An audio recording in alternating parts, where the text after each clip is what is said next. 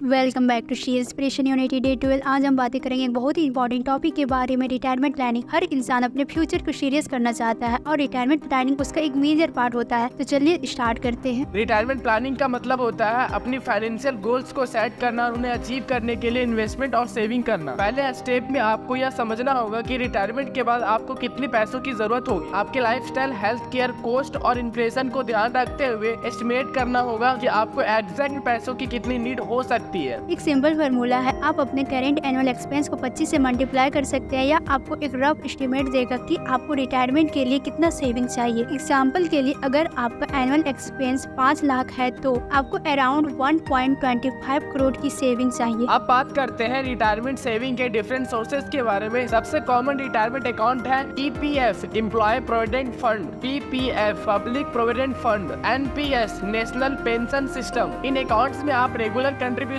करके अपने retirement purpose build कर सकते हैं। EPF और PPF टैक्स सेविंग ऑप्शन भी ऑफर करते हैं। आपके कंट्रीब्यूशंस और इंटरेस्ट दोनों टैक्स फ्री होते हैं, जो आपकी सेविंग को ग्रो करने में आपकी मदद करते हैं। NPS भी एक अच्छा ऑप्शन होता है, जिसमें आपको अपनी रिस्क टॉलरेंस के हिसाब से इन्वेस्टमेंट को चॉइस करना होता है। इसके अलावा आप म्यूचुअल फंड, स्टॉक्स और रियल एस्टेट में भी इन्वेस्ट कर सकते हैं। इक्विटी म्यूचुअल फंड्स और स्टॉक्स लॉन्ग टर्म में हाई रिटर्न दे सकते हैं, लेकिन इसमें मार्केट रिस्क होता है। अगर आप रियल एस्टेट में इन्वेस्टमेंट करते हैं तो इससे रेंटल इनकम और प्रॉपर्टी एप्लीकेशन दोनों का बेनिफिट आप ले सकते हैं। इन्वेस्टमेंट के साथ साथ आपको अपने एक्सपेंस को भी कंट्रोल में रखना होगा। रिटायरमेंट के बाद आपका इनकम फिक्स्ड हो सकता है, इसलिए अननेसेसरी एक्सपेंस को अवॉइड करना जरूरी है। बजटिंग और फाइनेंशियल डिसिप्लिन आपको अपने गोल्स में अचीव करने में आपकी मदद करेगा। हेल्थ इंश्योरेंस भी रिटायरमेंट प्लानिंग का एक इम्पोर्टेंट पार्ट है। मेडिकल इमरजेंसी कभी भी आ सकती है, और अगर आपके पास प्रॉपर हेल्थ इंश्योरेंस नहीं है तो आपकी सेविंग में बहुत ही नुकसान हो सकता है। तो एक कंपनसेटिव हेल्थ इंश्योरेंस जरूर लें और अपने लाइफ में अपने आप को सिक्योर कर लें।